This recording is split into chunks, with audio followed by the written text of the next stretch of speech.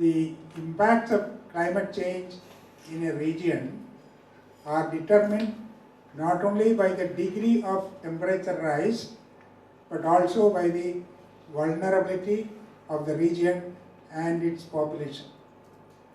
A combination of geophysical and social factors make the poor, a majority of whom are concentrated in warm tropical regions, most vulnerable to climate change.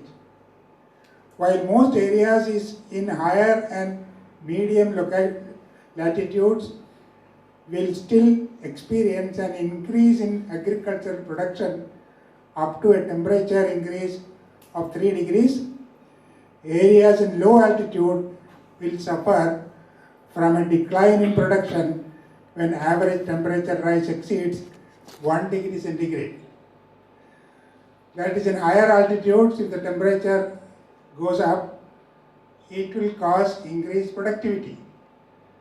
But in low-lying areas, increase in temperature is not so helpful, but it goes to the reverse direction and productivity is actually going down. According to international IPCC's 2007 assessment, decline in food production and water shortage will be most pronounced in Africa and Asia, which are home to most of the poor people in the world. Being unable to afford any better, the poor are forced to settle in marginal or highly vulnerable areas. Poor farmers can only afford land in regions which are drought prone, while settlements of poor in the rural and urban area can be found close to rivers and creeks, exposing their shelters and farmland to floods. This trend is very pronounced in densely populated areas of India and Bangladesh. With climate change leading to a further decrease in already scarce resources like arable land and water, poor populations are going to be pushed further to or even over the edge. The poor lack the resources and are unaided when it comes to governmental support to adapt to rising temperatures.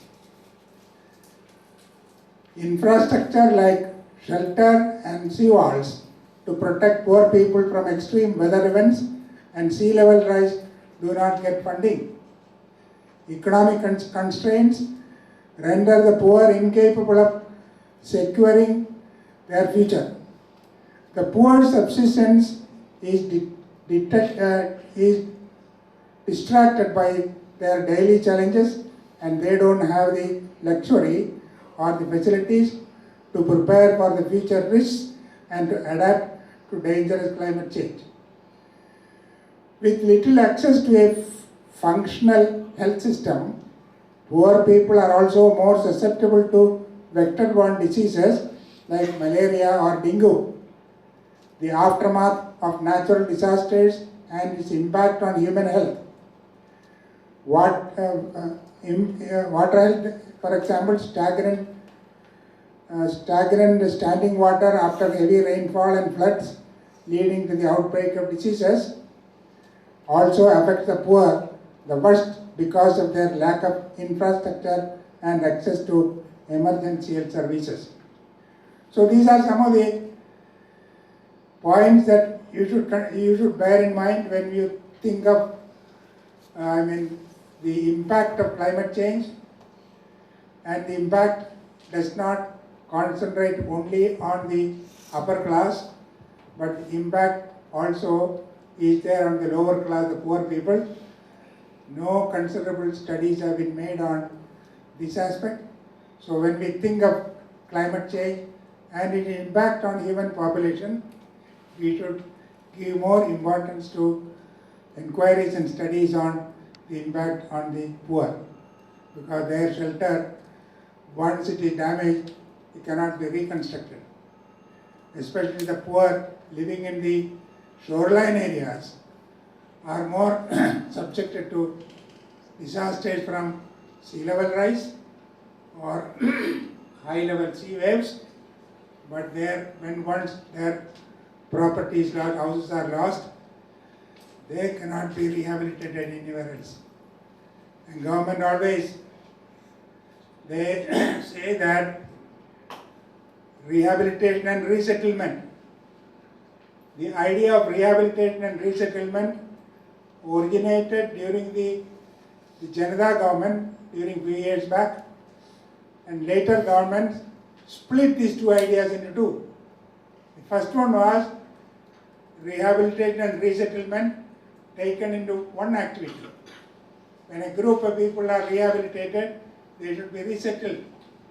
But now governments have split this into two. Rehabilitation takes place, but no resettlement takes place. We have the good example of 37 families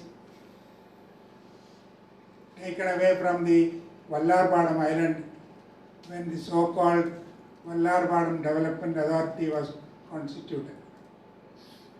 They are still living in extremely poor sanitation, poor conditions. They don't have any drinking water or any sanitation facilities, etc. And funniest part is the Vallarpadam development project is dead. Government now concentrates on Vizhinjam. Same thing will happen there. People will be given so many promises that their land will be procured, and then constructions will be done by businessmen. They construct their business, and the poor will be put to the roads. So this is the kind of strategy that we find in our own Kerala, where we clamor for development without care for the people who are hosted. So this is my humble opinion that whenever we think of any development, we should first give priority to the people who are going to be suffering. We should take the example called Three Gorges project in China.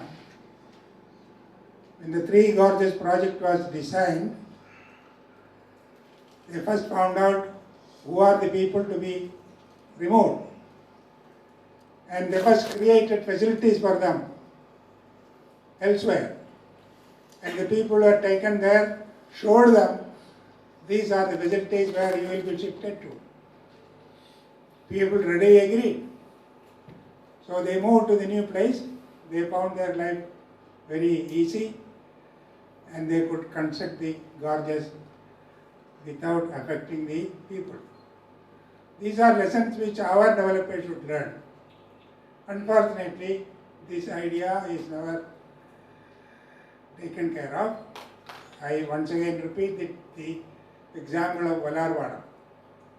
And the sad thing is, Vallarpadam taken for development for new shipping channel to be built, and now that idea is dropped, and we are now developing new shipping channel in Vizhinjam.